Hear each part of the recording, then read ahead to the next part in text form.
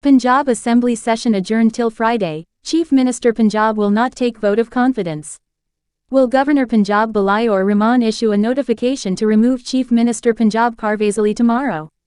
Since the chance of taking the vote of confidence on behalf of the Chief Minister is over, the Speaker Punjab Assembly adjourned the meeting till Friday. What will be the strategy of PDM and allies after this decision of Speaker Punjab Assembly? Everyone is waiting to see what PDM will do now. Earlier, it was decided in the consultative meeting of PML-N that if the vote of confidence is not taken tomorrow, then Chaudhry Pervez Elahi will be removed from the Chief Ministership. It should be noted that today the Speaker of the Punjab Assembly Sabatin Khan has postponed all the proceedings on the agenda till Friday, December 23. When the session of Punjab Assembly started under the chairmanship of Speaker Sabteen Khan, the opposition pointed out the quorum.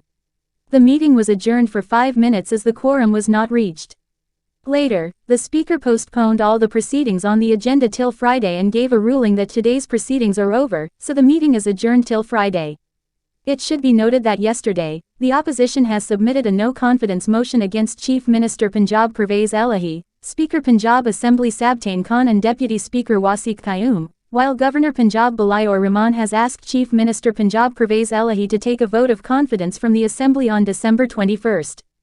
However, the Speaker has refused to call the Assembly meeting. On the other hand, former Prime Minister Imran Khan has announced the dissolution of the Punjab and Khyber Pakhtunkhwa Assembly on December 23.